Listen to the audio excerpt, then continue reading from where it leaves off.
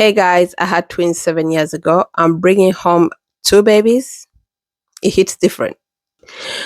For me, I don't think the reality of having two babies coming home with me set in because of the roller coaster we're going through with the twins in hospital. So for me, at that moment, all I was focusing on is getting them well, making sure they're fine. The getting home bit, I didn't think about that bit. I was just focused on them in hospital, literally. That's it. That's all I was focused on. So for me, once we were able to get them home, I was just so happy that we were home, that we had the twins home and our whole family was together. I didn't think about the aftermath of having the twins home, the whole, waking up at night, the night feeds. I was actually happy for the first few weeks that I got up at night to feed them and stuff. I was okay.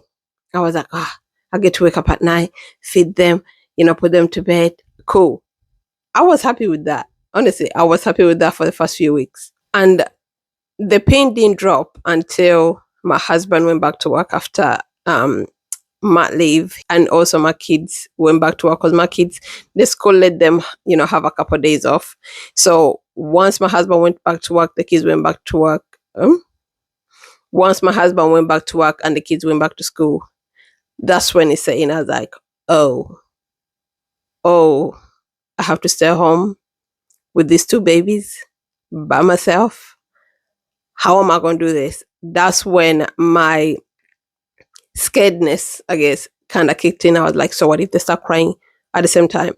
I'm not going to have any extra hands. I've only got two hands. How am I going to, be able to soothe them and keep them, to soothe them to stop crying? How am I going to be able to do this and do that with them?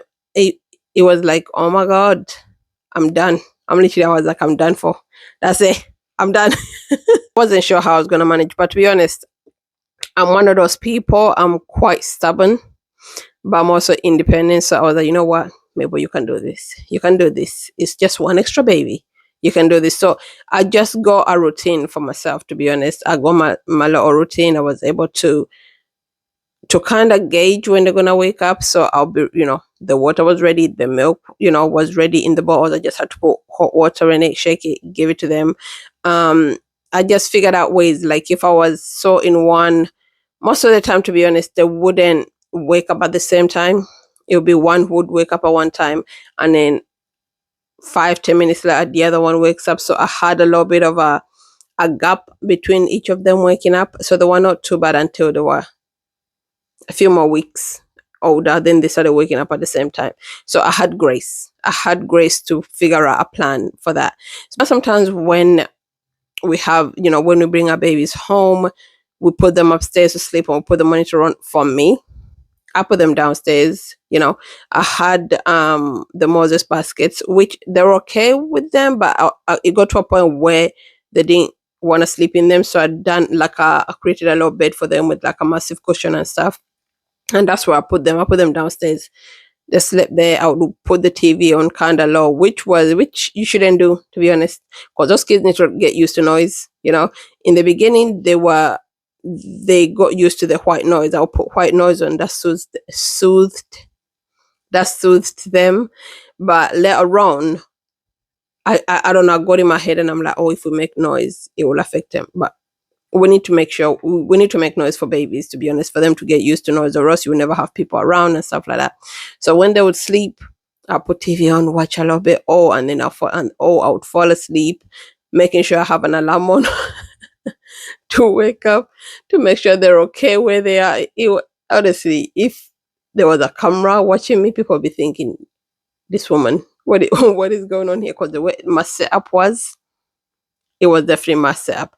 But my stubbornness got me through those weeks when they were still little and I was by myself. I was like, maybe you can do this. Come on, put your big girl pants on. You can handle these babies. And I got through it, guys. I got my little routine down and I was able to get through those first few weeks. And then once you have your routine, you're good to go.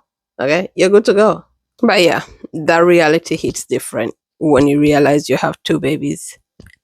You're going to be stuck home with for like 8 hours when no one's with you.